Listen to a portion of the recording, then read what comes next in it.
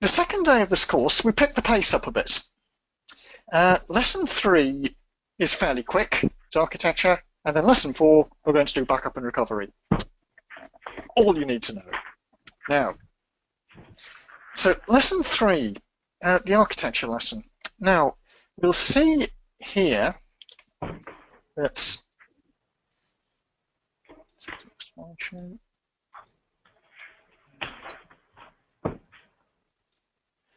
right.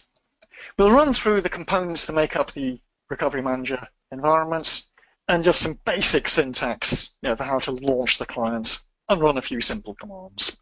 I said, we don't attempt to teach massive amounts of syntax. You teach yourself that, but we'll just run through the basics of how to run commands. Then the second part of the chapter, we're going to talk about the RMAN repository. Now, the repository is the brains of the RMAN environment. And the repository will exist in either one or two places. The RMAN repository always exists in the control file of your database. And in an advanced environment with many databases, such as yours, you will create a recovery catalog and use that as a secondary storage of the RMAN repository. It's a separate database. You don't have to pay for it, which is amazing, isn't it? And if you have an environment with many databases, you will want to use a recovery catalog. About how many databases do you support? Is it 5, 10, a dozen, 20, 30? Oh, well, we're not setting up a recovery catalog yet because we want to move towards that, but we haven't gotten to that point yet. So we have to set up RMAN on the individual Oracle. So on the Oracle side, how many, maybe 20 Oracles? Oracle side. 20 Oracle servers maybe? Concerner, Expert, then Lawson. And we got some little ones. So I would say under 20. We have more SQL servers, but on the Oracle side, we have maybe under 20 maybe. But at some point, we want to get to the catalog, but we're not there yet. Okay, we'll cover it now anyway, because with that many databases, you ought to be thinking about using a recovery catalog. The recovery we just did of Dwayne's database, if we had had a recovery catalog, it would have been completely automatic. I can promise you. Because the recovery catalog would have known what was going on. It would have recognized that the control file was restored, and so on. The recovery catalog gives RMAN a lot more intelligence. So, second part of the chapter, we'll go through creating it, and you're going to start using it pretty soon, I'm sure. So, the components. This is just terminology. The RMAN executable, that is the user process. Remember our architectural diagram yesterday? User process connects to the instance via a server process. And the RMAN executable is just a user process like any other. Now, it's installed into the Oracle Home. So if I look at, I close my window. Push the font up on that. Let me know if the font is no good or if this isn't working for you at all. I'll put the font there up to say 24. Yes, that's good. That's good. Yeah? Okay. Now, so where RMAN? So under Windows, it's rman.exe, installed into your database home. And under Unix, let me get my Unix connection up.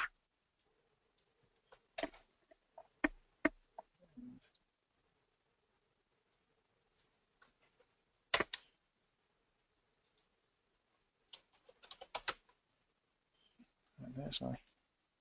I don't know how well the resizing is going to work here,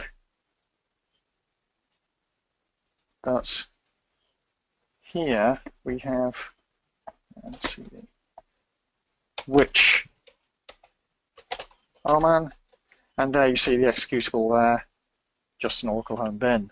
So it's just a client tool installed into the database home. Now you can run the RMAN executable from any PC you like, any computer you like.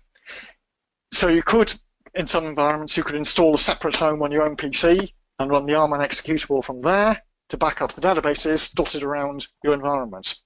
And to do that, you would normally install the client, the Oracle client, but the default Oracle client won't include the RMAN executable. You have to choose, I think they call it the administration or administrative install. So it's installed into a database home or the client home if you choose the appropriate options. The target database terminology. A target is a database against which you are going to perform backup or recovery operations. So the target is the database you're going to work on. And sessions from the RMAN executable are launched against the target. So what do I mean by that? Well, let's see. If working under Windows for now, ORCL, I've got this database called SQL+/assistDBA. This database called ORCLZ happens to be the name of my database instance here. Well, who's logged on? Select username, program from $, session where username is not null. Right.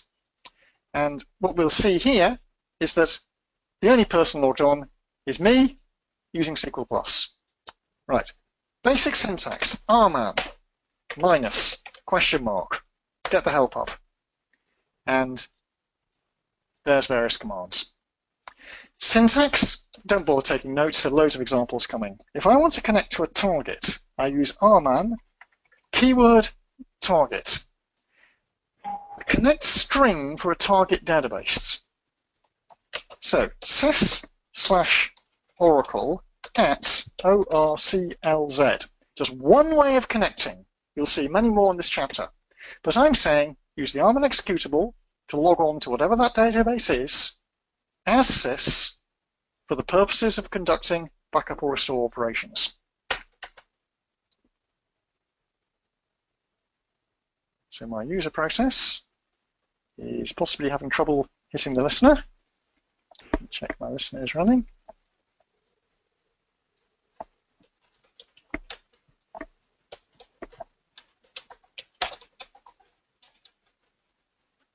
CLZ is there. Maybe my TNSNX file is wrong. I'll hard code the full address. I'll go to 127.0.0.1 port 1521 and ask for ORCLZ. I probably haven't got my TNSNX file correct. Or maybe there's something else going wrong.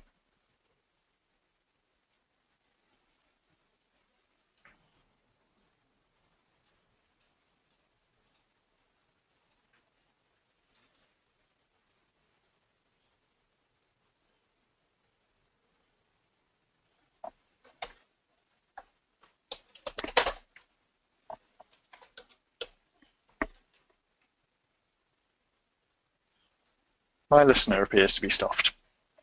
Okay, let me fix that. So I've been doing a few.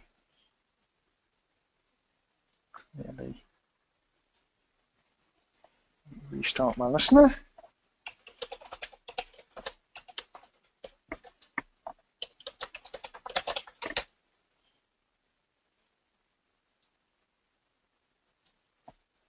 This is getting worse and worse. I'm going to take an alternative approach and not go through the listener. Right.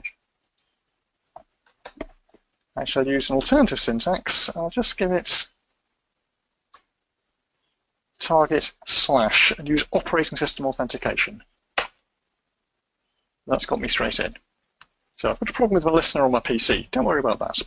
So I've logged onto a target using operating system authentication.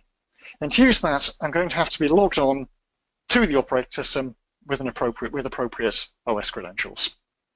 So no password, straight through. The equivalent of select SQL+/assistDBA. So I'm logged on here. There's the name of the database. There's the DB ID. We'll talk about DB IDs later. And looking at the sessions, I'm logged on twice with the RMAN executable. You will always have at least 2 sessions. You'll always have at least 2 sessions. And you can see them being spawned from the executable against the target. And there they are right there. I'll explain why we've got 2 in a moment. So the target database is the database you're going to back up or restore. You may or may not connect to an auxiliary database. We'll be doing that later in the week. An auxiliary database is a database that you're going to create. So it could be a clone that you're using for some purpose. Could be a standby database if you were using DataGuard. It's something you're going to create with a duplicate command. And the next component, the last component, the RMAN repository. Details of the target and all backups, also all archive logs, all sorts of other information as well, is details about the target database and what's been done to it. Now, the RMAN repository exists in the control file of the target. We had a brief look at the control file yesterday. We'll look at it in greater detail today. But the control file will have extra information regarding backups. Now, there's a chicken and an egg problem there. If your control file is damaged, your backups might be fine. But if the control file is damaged, you've lost the repository, so RMAN won't be able to find the backups. Enter the catalog database. So it doesn't just give you more intelligence, it lets RMAN sort out issues caused by damage to a control file. Right. And that's why in any advanced environment, you will be using a catalog database. As we saw with our first unintended exercise this morning, you can recover from pretty much anything without a catalog database. It's much easier if you've got one. Now, so those are your components, the executable, the target, possibly using auxiliaries. You will be using a repository, which may or may not be in a catalog database. Now,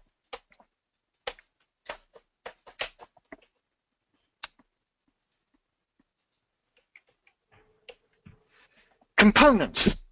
You can interoperate different releases. Each component will be of a particular release. So at this point, we can see that I'm using RMAN release 12.102. Right, clearly that's what I'm using. But the version of the RMAN executable must match the version of the target. So if you have a mix of 10G, 11G, and 12C databases, you'll be logging on to each of them in turn as a target, and you need to make sure that your release of RMAN executable matches the database. If, as I'm doing here, you're running the RMAN executable from the Oracle home of the database, then of course you've got a perfect match. If you're using RMAN on one machine to connect to a database on another, then you may not have the correct version, and you'll get appropriate errors if you do. So, the executable must match the target, and also the Oracle home of the auxiliary database if you're creating an auxiliary database. The catalog itself, if you're using a recovery catalog, will be of a certain version. And the catalog must be of a version equal to or higher than any of the targets. So if you have 11 point whatever databases and 12 point whatever databases, your catalog must be version 12 point whatever. But that's the version of the catalog itself.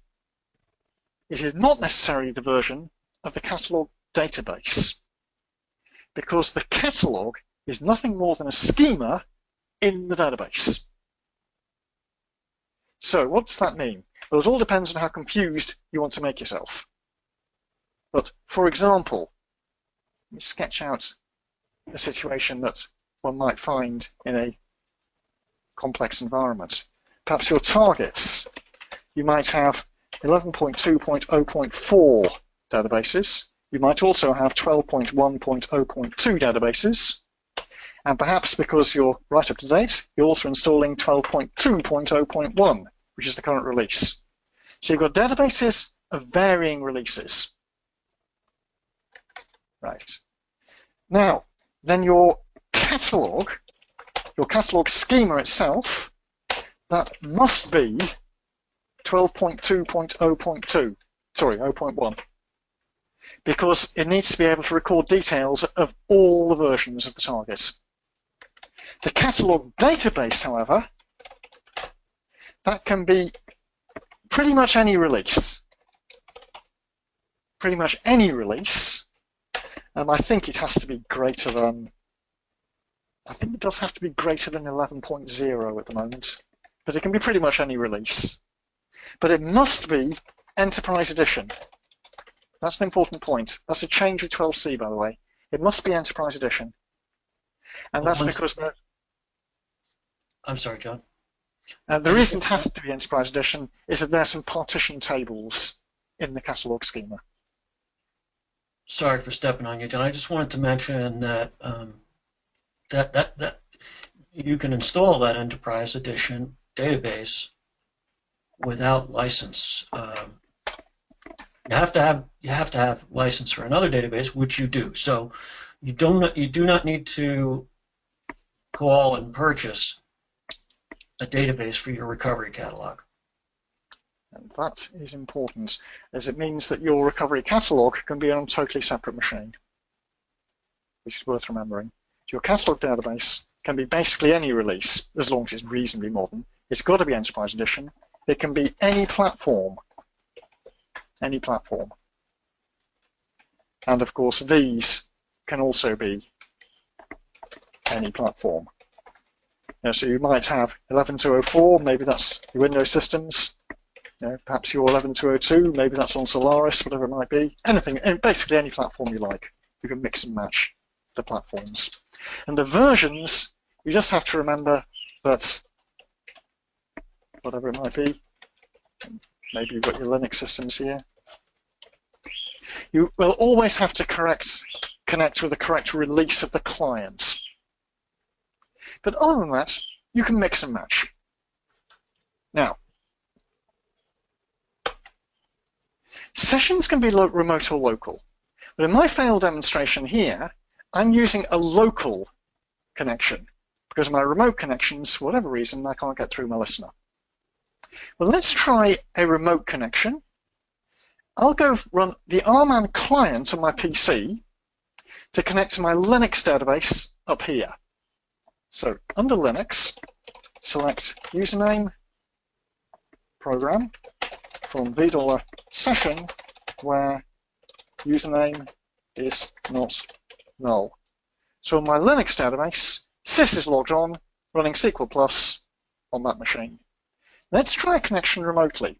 RMAN sys/oracle, high security password, @ and I'll go to the address of my server, which is that one.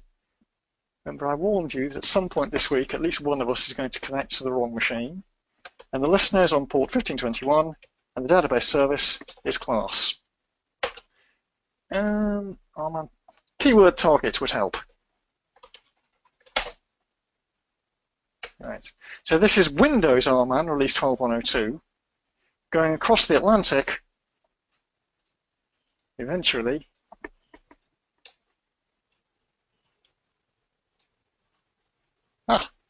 coming through at last. And there are my two sessions from there.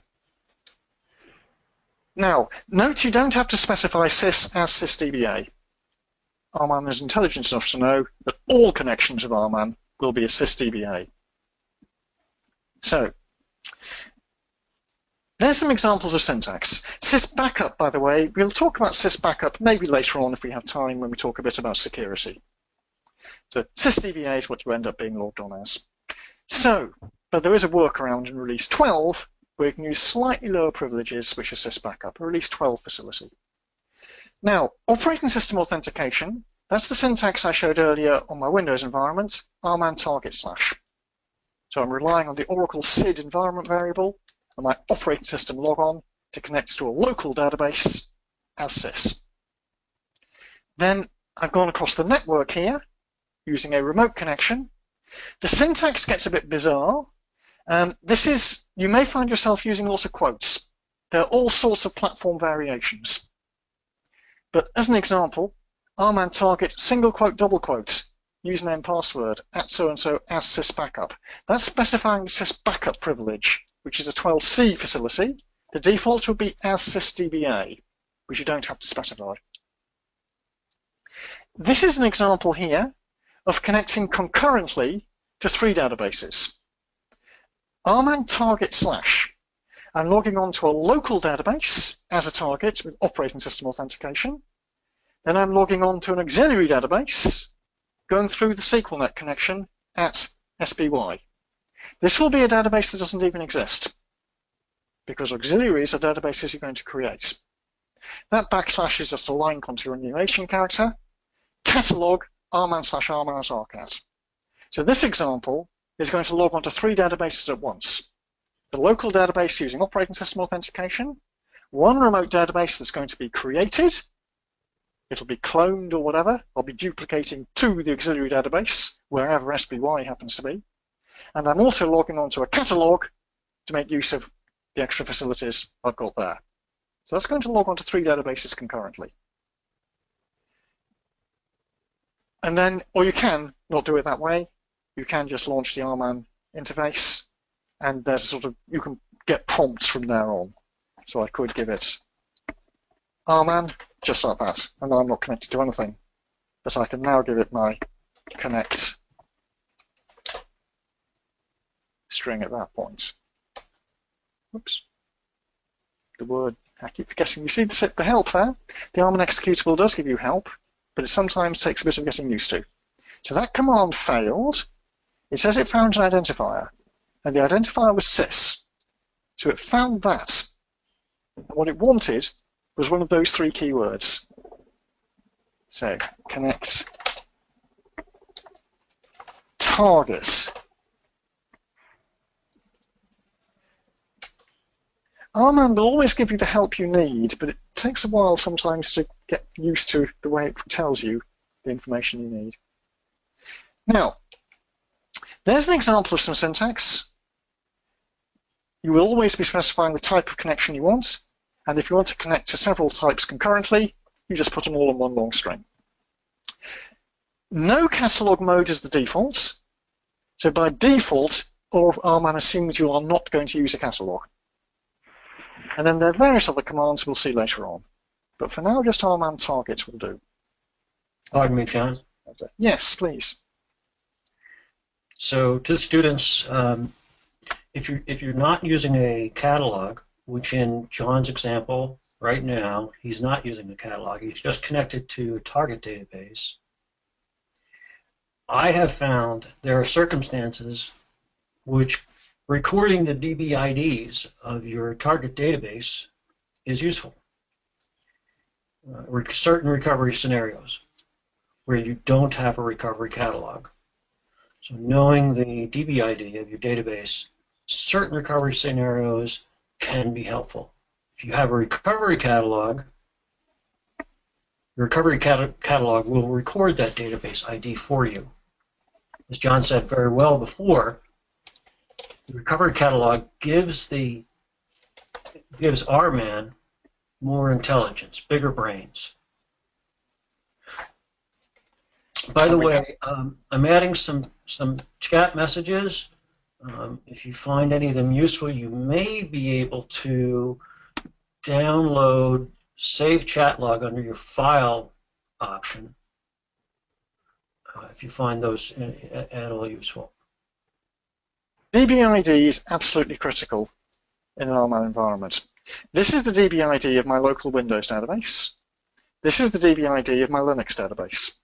DBID is supposed to be a globally unique identifier. Every database on the planet is supposed to have a different DBID. Ours will not. All our Linux databases will have the same DBID because we cloned the machine, not the database. And it's vital that you are aware of your DBID. It should be part of your most basic documentation. We'll see later this week occasions where you will need to know it. Basically, RMAN doesn't give a hoot what the database is called, because database names can be changed. DBID, that's meant to persist forever. So, many command line options. We'll see most of them in examples coming up. There are probably quite a few in the text beneath this right now. We'll see them shortly. So, sessions can be remote or local. You always get 2 target sessions. And you can see that here. I've got my 2 target sessions. Right. Why does that happen? Well, do you need to know this? Only for academic interest. RMAN is written in PL SQL. Now, most PL SQL is stored in the data dictionary. You write your PL SQL, it's stored in the data dictionary. Data dictionary is in the system table space. That means you cannot run PL/SQL until your database is open. Because until it's open, you don't have access to the data dictionary where your PL/SQL is stored. Well, if RMAN is written in PL/SQL, how on earth can RMAN work when the database isn't closed, isn't open? Because it's kernelized. Kernelized PL/SQL is precompiled to C, then it's compiled and linked into the Oracle executables. So even though RMAN is PL/SQL, because it's linked into the Oracle executables, it's available as long as your database is in no mount mode and you've got access to an instance. So if you can get your database instance into no mount mode, you can run RMAN. And once you can launch RMAN, you can bootstrap your database forward. So no matter how bad your database is, as long as you can get to no mount mode, you can use RMAN. And you should always be able to get your database instance into no mount mode, because there is only one file you need to get a database instance into no mount mode. Remember which one that is? What do you need to be able to issue startup no mount? This is a great question. Students, take a minute to think about this question. What file is necessary to do startup no mount? Got it, parameter file. And even if your SP file is damaged, a classic situation here will be everything is on ASM, and your ASM environment is broken. So maybe you can't get to your SP file even. You can always create a dummy P file. It's just a text file called init.whatever.aura. So you just use Notepad or VI to create a P file, and there is only one required parameter, DB name. Your dummy P file, you'd normally add a couple of others, perhaps memory target or SGA targets. But you can always get your instance into no mount mode, because all you need for that is a P file. And you can type that freehand in 30 seconds. And once you've done that, start up no mount, and you've got access to RMAN. Now, coming back to why we've got two sessions, it's written in PL/SQL, and PL/SQL has a bit of a problem in that it all runs within the database instance. So if you issue a PL/SQL call, you don't get anything back until it finishes, which is a bit annoying. Because if your PL/SQL call were to say back up a database, that backup might take 30 minutes to run. And during those 30 minutes, you'd just be sitting, twiddling your thumbs, wondering what RMAN's doing. And that's why they give you two sessions. You have what they call the default session and the polling session. The default session is invoking and running the code. The polling session is reporting back to the user. I think it uses DBMS pipe or something. But that's why you can get messages sent back to the user process, because one session is polling the other session. Do you need to know that? No, but that's why you get two sessions. You will also get what are called channel sessions the moment you do anything. So I'm going to do something. I'm logged onto my target database, called class. There's my two sessions. And if I do a backup, say backup database, 2 words. There we go. So these messages will, for the most part, be coming back from the polling session. Note, using target database control file instead of recovery catalog, it knows I'm not connected to a catalog. And if you look at what's happening here, I'll rerun my query. I've now got 3 sessions. We've launched a 3rd session. And the 3rd session is what we call the channel. You see it there, allocated channel, or a disk 1. And that's the 3rd session from the RMAN executable. A channel process, then, is another session that actually does the work. So at a minimum, you will have 3 sessions against your database.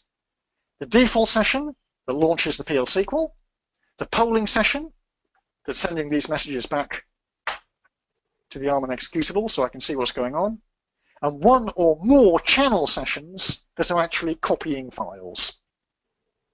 Right. And already we can see the intelligence coming through. Now, I don't have to know where the data files are. I don't have to know what they're called. Yeah. Maybe I've got a naming convention. Well, I have. I'm using Oracle Managed Files. But for whatever reason, maybe they're all in the wrong place. But RMAN can work it out. It can interrogate the repository in the control file to find out where the data files are, and relying purely on defaults is writing the backup out to the fast recovery area, default location for backups.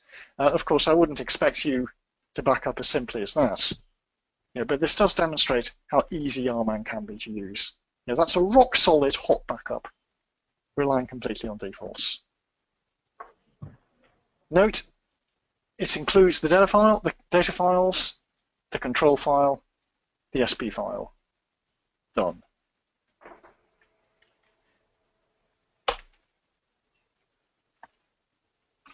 Right, RMAN commands. We're going to be using all of the major RMAN commands this week, and we've got some examples coming up now. There's some annoying points of syntax. You will find that some commands execute standalone. For example, backup database, a standalone command. Other commands can only run in run blocks. For example, if I try to excuse me, there's some noise in the background. When I ran my backup, Oracle allocated a channel, and it did it automatically. I could manually allocate a channel with the command allocate channel, give it a name, C1, type disk. Launch a channel that's capable of doing backups to disk. That's going to fail because the allocate channel command can only be used within a run block. So you just have to get used to the fact that some commands can run only as standalone commands, some commands run only within run blocks, some are usable either way. Run blocks are what you will usually be using for your scripts. Now, a SQL parser is included in the current release. This is a godsend in Release 12. In Release 12, you can issue arbitrary SQL commands. Select star from Scott.dept. I can issue arbitrary SQL commands in Release 12. You can't do that in any earlier release. So don't get used to doing it. Once you do get used to running SQL commands from RMAN, you feel crippled when you go back to Release 11 and can't do it. So don't get used to doing that. Now, again, there's a limited availability of SQL Plus commands in Release 12. It's limited and in some ways intensely annoying. For example, I can describe. They've given us the describe command. Describe Scott.dept. And you can even abbreviate it to desk. But you try doing something else. For example, if you try to, I don't know, shut down the database with shutdown abort, well, you cannot abbreviate shutdown. You have to spell it in full. And that works. Now, you get these sort of annoying issues. Now, why you can abbreviate describe, but you can't abbreviate shutdown, is a mystery to me. Right, database shutdown. And let me see if I can. It's actually disconnected me from here. So if I just reconnect and start up again. Notice you can't, in RMAN, you can't abbreviate the word connects either. That's anyway, annoying. No, there's limited availability. Host will launch an operating system shell on the client machine notes, not the server machine. The help, I've said to you, is adequate. I find the help is pretty good, in fact. We just have to get used to using it. But when in doubt, you will be able to work out, using the help system, what to do next. For example, maybe you can't work out how to do a backup. Well, you will be able to very, very soon. But if we look at the way the help works, connection to come through.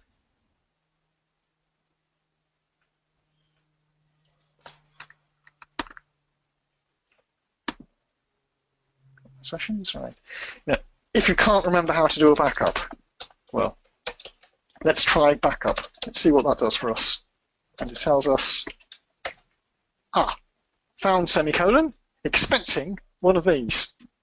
Well, this is pretty good information, isn't it? So let's try backup, say, well, it doesn't really matter. Backup any of these things. Backup, I just gave it backup database. If you gave it that, does it take any more commands? Put some rubbish in, semicolon.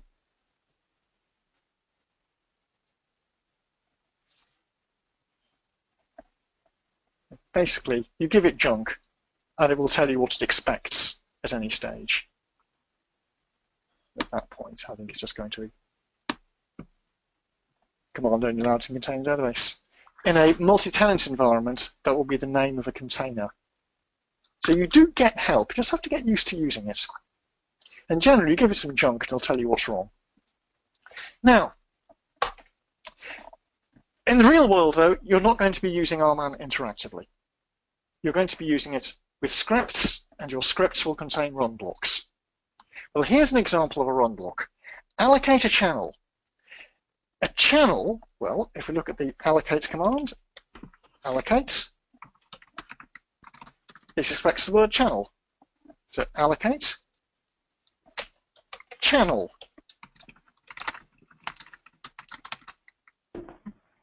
Keyword 4. There are various options at that point. I just gave it a name as well. You could also give it an alternative, allocate channel. Well, the syntax I'm using here is I'm naming a channel. I'm calling my channel D1, that's just an arbitrary name. And it's a certain type. A channel, remember, is the thing that does the backup or restore. It reads and writes files. And there are two types of channel, disk channels or tape channels. A disk channel links in the libraries that Oracle uses to write to disks. If you specify allocate channel so-and-so type tape, it will link in the libraries used to write to tape devices, which we'll see later on. And we're using disk at the moment because that's all we've got. I'm launching a second channel, allocate channel D2 type disk. D2, just an arbitrary string. This is to parallelize the operation. Requires Enterprise Edition. By launching two channels, maybe my backup will go twice as fast, and maybe not. We'll talk about tuning later on. Then my third command in the run block is what I want my channels to do. I want them to back up the database and the archive logs, delete all inputs. That sounds a bit drastic. Don't worry, it isn't going to delete the database. It's going to delete the archive logs when they are backed up. So, for example, I can backup archive log. Well, if I stop there, well, that would be a spelling mistake. Backup archive log, it wants more. Well, how about all?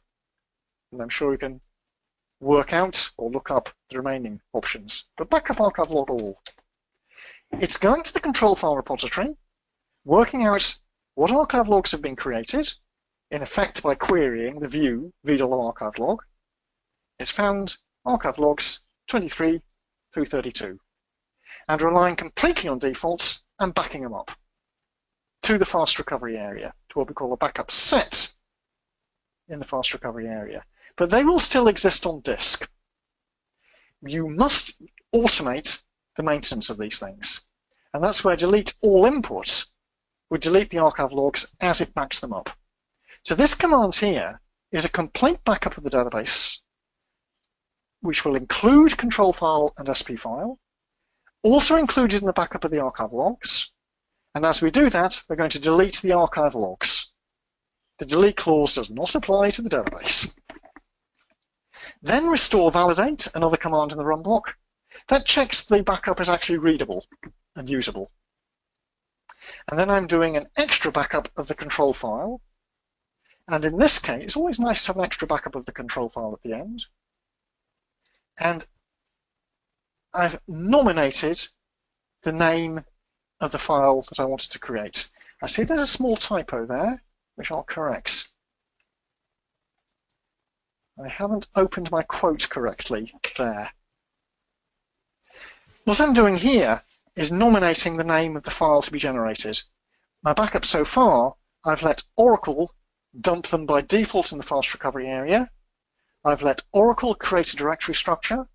I've let Oracle generate a file name for the output backup set.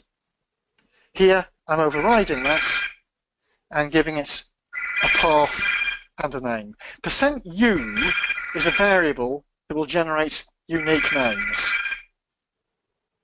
Now, there's another run block, and the second run block is doing some maintenance. Delete no prompt obsolete. That's the command we'll see later on that will delete backups that are no longer needed without prompting you. Cross-check, again, we'll see that later. That checks that your backup sets really do exist. It does a reality check that the backup sets Oracle has created still exist on disk or tape. And that will delete backup sets that are what we called expired. All these commands, don't bother sec notes, we'll be doing all these commands later on. But that's examples of run blocks. And some of these commands, such as backup database, you could have run that as an interactive command as well. Allocate channels, I demonstrated, you can't run as an interactive command. It will only run within a run block. So, that's a bit of syntax. But now we'll go on to the repository. So, the control file is where your repository lives. And you can see that. I've done a couple of backups of my Linux database. Well, select star from $v control file. We can see the RMAN repository. Of course, you're not meant to look at the control file, but it's interesting to see what's going on. If I use the strings command, strings, I'll string the control file to remove all the binary characters and send it through the more filter. And here in the control file, we can see, let me change that font to make it a bit more readable for you. Terminal.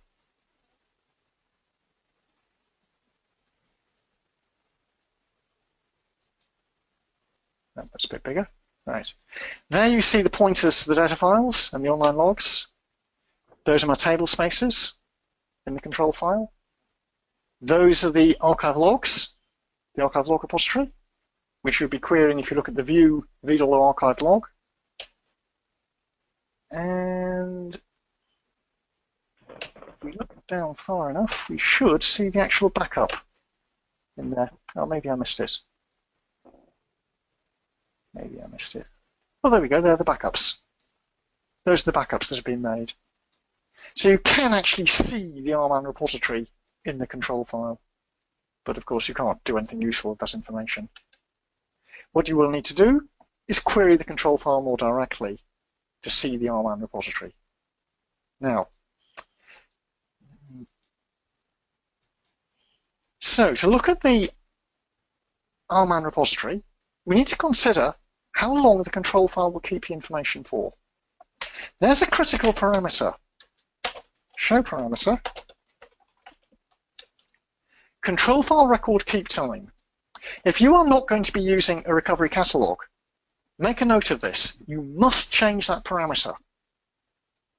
The units for this parameter are days. So by default, Oracle is obliged to keep information for 1 week. That's not long enough. If you've got a catalog database, it doesn't matter. The catalog database will retain information forever. But if you're not using a catalog database, you must change that parameter. Maximum is a year. How long would you set it to? If I were using the control file for my repository, I'll probably want to push that up to about 30 for a month. Now, the issue you have here is that if for some reason you needed to get to a backup on archive log that was more than 7 days old, the backup might be perfect. It might exist on disk, it might exist on tape. The backup's there, the archive logs are there. But because that 7-day period has expired, RMAN will have forgotten about it. There are ways out of that situation, which we'll see later on. But clearly, you don't want that. So, last topic before we break, just finishing this slide off. You want to increase that, which is just alter system. Alter system set. That. And perhaps 30 days. Right. Dynamic parameter, you notice. And your control file will get bigger, by a few megabytes, because it will be storing information about log switches and so on for that much longer. So that was this slide here. So, what's in it? I've shown you. You can see it there. If you just actually look at it, you can see the physical structures. More importantly, though, look at it through views. There's a useful, an interesting view, $, control file, record, section. And this will give you an idea of what's going on in your control file. So, let me select, type, and records total, and records used from $, control file, record section. And here we can see that in my control file, there's one record of a database. That makes sense. One control file can only ever use one database. Redo logs. Don't know if you remember from yesterday, but when we looked at the backup control file to trace, we saw the maximum number of log file groups the control file can handle is 16. But right now, I've got 3 groups. Data files. Apparently, I've got 6 data files. The control file could manage 100. And lower down, we see the backup, the RMAN repository. There we are. My database knows about 10 archive log files. It knows about 3 backups, 3 backup sets, and 3 backup pieces. Distinction between a backup set and a backup piece we'll do later on. We've made 6 backups of data files, 10 backups of archive log files, because there were 10 of them there, and they've all been backed up. So this is an idea of giving what's in the repository, and there are many other views that will give us the detail of the backups that have been made. And that will take us conveniently to a break time. And after break, we'll create our recovery catalog. Any questions? I have one question about the catalogs. Can you mix the catalogs, or can you have more than one catalog? We have one database that has a catalog already. So if we wanted to, and that particular database is created by the vendor and not, us. But if we wanted to create another, like, centralized Roswell catalog, could we include that catalog in our universal catalog? Yes, you can. There are several ways to do it. I'll make a note and talk about that later on, because I'm not actually prepared to do that. There's the ability to have what we call a virtual catalog, and there's also the ability, which allows you to have several logical catalogs in one, and there's also the ability to export and import catalogs, but I don't have the information to hand on that. But in general, Dwayne, that's exactly what you want to do. You want to have a single database that contains a RMAN recovery catalog, and that catalog will be used for perhaps 20 or 100 databases. So right. Your notion is correct. Let's consolidate. And you can consolidate multiple catalogs into one. I just don't have the example to hand, but I will have for later in the week. Okay, let's proceed then. Finishing off this chapter won't take long at all. So, control file we've dealt with, and we've seen what's in it. Now we're going to go on to the recovery catalog. I'm going to do this quickly because I want you all to create a catalog in the exercise. You'll find all the commands needed to create a catalog are right here in the course manual. So copy paste or whatever, and you'll find, there you go. So catalog and no catalog mode. Default is no catalog. RMAN just relies on the control file. In an environment the size of yours, you would normally use a catalog. You would normally do it. Just a couple of minor points here. The catalog is not very big, and it isn't very busy. It doesn't have much information. It's only ever going to be a few gigabytes. Maybe only a few hundred megabytes. It's never going to be very big. Because what does it store? Metadata. It doesn't store any backup data at all. So there's not much in it. It's not very big, not very busy. No catalog mode is what I've been using. RMAN target / no catalog is the default. And that's what I've been doing so far. You do need to be a bit careful with the control file, because that is your only repository. And you also need, and that we'll do with the auto backup facility, which we'll enable later on shortly, and also do some manual backups of the control file. The backup control file to trace will not include the RMAN data. Backup control file to trace loses your RMAN repository. Whereas a backup control file to a file name, the binary backup, will include the RMAN repository. So make sure you do manual backups of the control file, as demonstrated yesterday, if you're not using the recovery catalog. Which is what we want to use now. So we know what it is.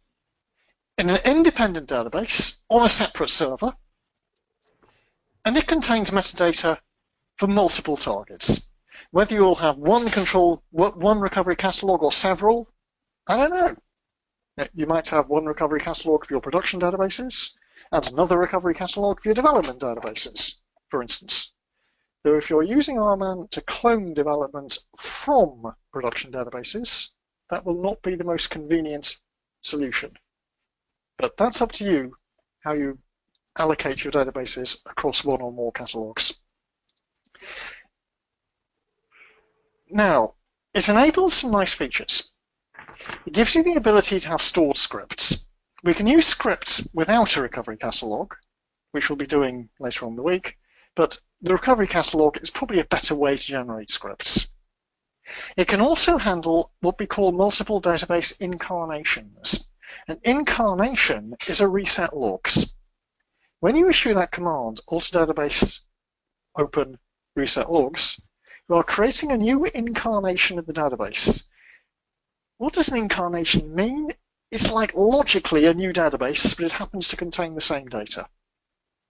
And if your only repository is in the control file, there are some limitations with working across reset logs, whereas the recovery catalog has no problem with that.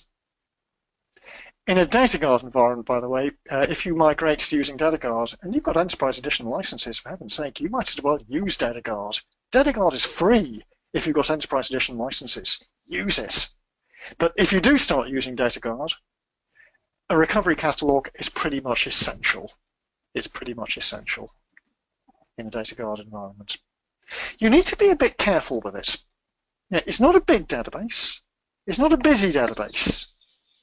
But it does contain some quite important information. If your recovery catalog gets damaged, your backups are perfect, your databases are perfect. But you've lost the metadata that ties the two together. So you need to think about, guess what, backing up your recovery catalog. And it's a perfect case for reverting to operating system backups. It's the recovery catalog. Once a day, once a week, whatever, shut down your catalog and copy it. It's a perfect case for using user-managed backup and recovery. Now, I'm not going to spend too much time on this. I'll demonstrate it, and then I want you to do it. So what I'm going to do, I'll show you an example of how to do it. The mechanism, choose or create your database. Well, in our classroom environments, on this machine here, on our classroom machines, we've got two databases. If you look at the or a tab file, I'm going through this in a bit more detail than I would normally because I know you're not 100% Unix people. But you'll see in the or a tab file, we've got the database called class defined, and that's an automatic start. And we also have a database called ORCL. So let's start up the ORCL database, because I'm going to use that for my recovery catalog. So .aura env.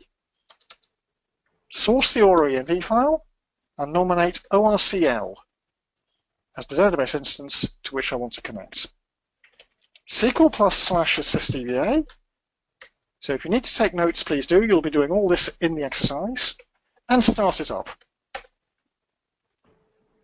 So any database will do. This is just a spare one we happen to have on this machine. Normally, of course, your catalog will be on a separate machine. Database is open. Now, then we need to create a table space to contain the recovery catalog. Well, show parameter create. Look at this. I've got Oracle Managed Files enabled. So all I need to do to create a table space is create table space, and I'm going to call it RMAN, completely on defaults. And if you remember from yesterday, that will give me a 100 megabyte data file with auto extend on. Of course, you might want to have a bit more control over that, but basically create a table space. Pardon, Then create, yeah, please. Did you say auto extend on or off? On is the default. On is the Very default. good. Also, thank you. I might have just missed it, but clarify, does every student server have this ORCL database on it? Yes, Very good. it Thank does you. indeed. Right. So you should all be able to do what I'm doing here. Having created the table space, you need to create a schema that's going to own the recovery catalog, because the recovery catalog is just a few tables. We'll see what they are shortly. So I shall create my user, create user, oops, wrong window, just a second. Create user RMAN, identified by RMAN. Not exactly Students, is that typeface big enough? A little on the small side. Thank you. I forgot that. Let's see if we can what we can do about that. What I can probably do is. Please don't hesitate, you guys, to yell at us. We can take it. Oh yes. Yeah. Okay, that's a bit better. That's a bit bigger, isn't it? Yeah. Nice font. Oh, that'll do for now. Create the user, and then give him some privileges. Now, there's one particular role you have to grant. Right. Grant recovery. Well, let's look at recovery catalog. Recovery catalog owner to RMAN. Right. Well, what does that role actually give you? Well, reverse engineer it. Select style from DBA sys prevs, where grantee equals recovery catalog. Oops. Recovery catalog owner. Oops. Profs. Okay, change. Pro pre. So next start from DBA sysprivs, where grantee equals recovery catalog owner. And you can see what I've given him. He can create his own tables, his own views, and so on. He can do what he needs to do. But a couple of things missing, aren't there?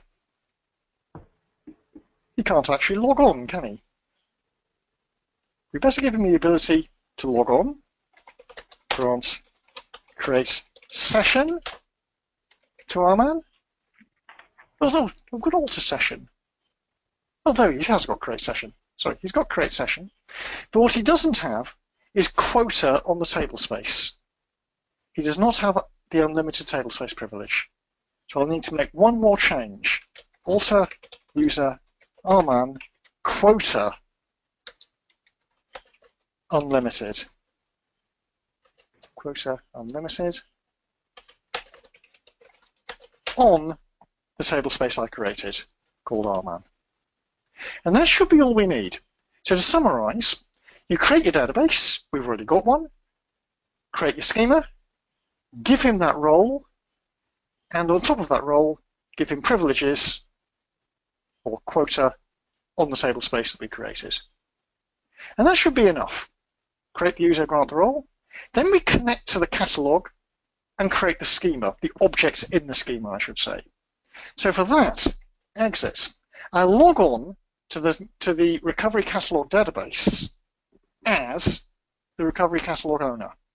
So SQL plus, or not sorry, SQL plus RMAN, and my connection is to a catalog database. Note, in my previous examples, I was connecting all the time to a target. Now I'm going to connect to a catalog. So RMAN catalog. Username, RMAN. Password, RMAN. @ if I want to, @ and my catalog database is on 127.0.0.1, port 1521, and it's called ORCL. Of course, normally you'd have a TNS names alias set up for that. But this is logging on then to the catalog database as user RMAN with the RMAN executable. Final step, create the schema objects. As a one-off exercise, we issue the command create catalog. And that will run the code. It will no privileges on table space users. Oh, I missed out one step. My apologies. I just need to do one more step. Alter user RMAN default table space RMAN. Sorry about that. So that was an extra step I missed out. Create the user, grant the role, give him the privileges on the table space, give him that as his default table space. Right. Log on again, create catalog.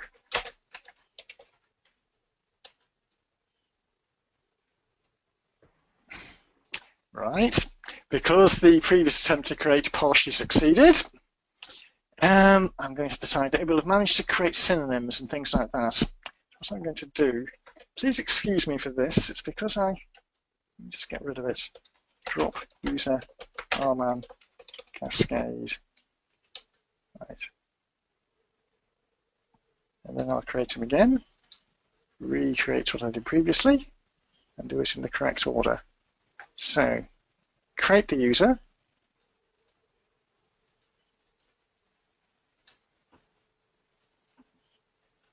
Create the user. Grant him the role. With grant recovery catalog owner to RMAN. Grant him the role. Then, remind me if you see me missing out any of the steps I did previously, I need to give him privilege quota on the table space. I need to change his default table space to that with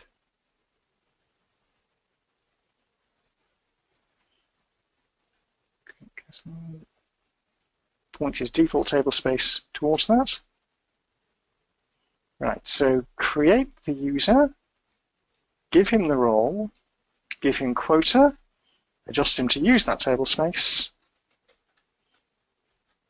connect as him using the RMAN executable, logging onto the ORCL database, create catalog.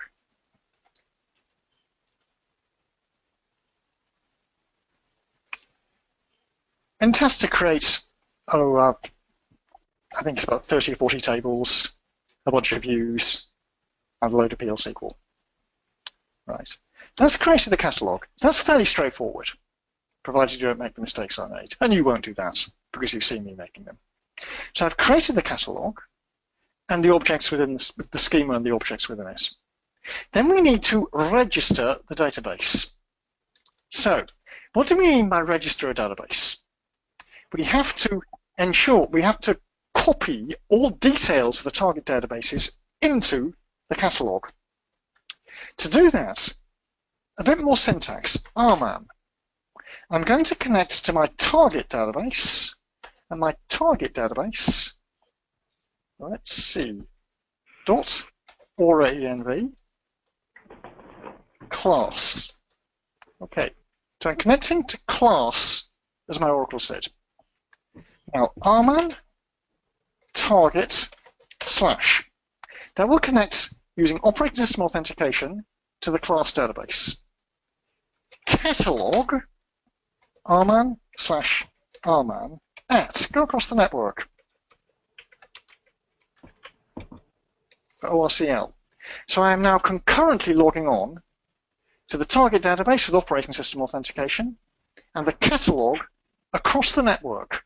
And that's normally what you will be doing. That's normally what you will be doing. And there you see, connected to a target, connected to a catalog. Register the target database. A one-off exercise. Register database. And this is now copying all the details of the target, which is class, into the catalog schema. And that's that. You can see what's happening from the SQL Plus end, from the command line. If, for example, I use SQL Plus, RMAN slash RMAN at 127.0.0.1, port 1521, ORCL. So I'm logging on to the RMAN schema with SQL Plus. What's in this catalog? Well, select table name from user tables. These are the tables that make up the catalog. And you can try to reverse engineer them if you want. But it's much easier to look at the views. And what views do we have? Select view name from user views. And these are the views you will query, the RC views. And there is an RC view called, let's see, there's one called RC database. That looks quite useful, doesn't it? RC database. Describe RC database. These are all documented, by the way, and you'll look up the descriptions of them in the documentation. But RC database is pretty easy to understand. One row for every database that's been registered. Select star from RC database. So to query the repository directly, there's one database, there's its name, there's its DB ID, there's the incarnation key, the inc key. Most of these numbers you've no control over at all, and that's when it was reset logged. I'm going to now register a second database to make the example a bit more realistic. On my PC, I've got a database. So, SQL Plus, or RMAN rather, RMAN target slash. You will normally do it this way. You'll run the RMAN executable from the Oracle home that's running the database, thus RMAN target slash. Catalog, RMAN slash RMAN at, well, my recovery catalog is the other side of the world. It's on my cloud server, 1521, and it's called ORCL. So I'm now logging on using the RMAN executable to a local database and a very much remote catalog. And you can see there, my local database is ORCLZ. That DBID is really critical at this stage because RMAN uses DBID to distinguish databases. It couldn't care less about the name. It's the database that it wants to know about. And register this one. Register database. So I'm now registering a Windows database into a catalog that happens to be hosted on a remote Linux machine. And when we run this query, there's my Windows database registered as well with its DBID. So you register all your targets in the same catalog and run appropriate queries to see what's going on. The RC views, yes, please. I was putting it out to the students. Any questions? No. No. You're meant to have lots by now. Okay, you're going to do the creation in a moment. Note the views. The RC views show you the recovery catalog. If you don't have a recovery catalog, there are any number of views called $backup, and they will show you the repository as stored in the target control file. So you log on to the catalog with SQL Plus and query the RC views, or you log on to the target with SQL Plus and query the $V backup views. They give you the same information, just retrieved from a different location. And there are a few maintenance commands. You use these when necessary, but in later releases of 11 and 12, you hardly ever need to run the resync. In earlier releases, you had to do it quite a lot.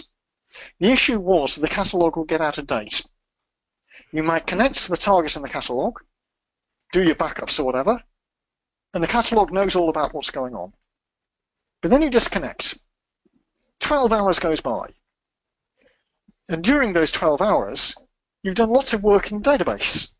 You've created table spaces. You've renamed files. You've generated archive logs. And the next time you connect to the RMAN catalog, all that changed information has to be uploaded. And in earlier releases, you had to use the command resync catalog to do that manually. You're on release 11 or later. The resync is automatic in virtually all circumstances. So you log on, you connect to the target, you connect to the catalog. RMAN realizes the catalog is out of date. Things have happened on the target that it doesn't know about, and it will transfer the information. You shouldn't have to resync manually anymore. I still do occasionally with DataGuard.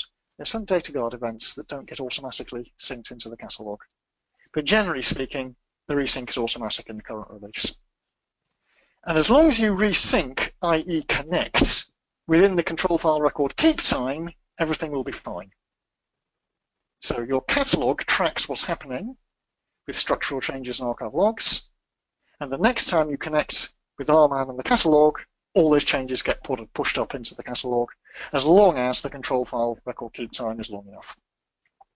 And you should be connecting on a daily basis because undoubtedly you're going to be running scripts that start RMAN and do backups. Absolutely. The point here, though, you need to remember, is what if you've got some network issue?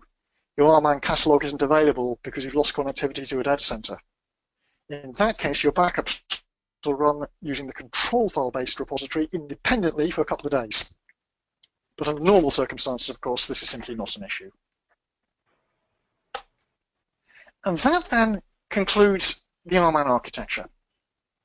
The executable, run that on any platform, any machine, as long as it's the correct version. It logs onto targets to perform backup and recovery operations. Everything is done by channel sessions, which are just sessions like any other. RMAN executable is just another user process. It's just a bit specialized in what it can do. Then your repository is the metadata. It's stored in the control file, but only for a few days by default. Only for a few days.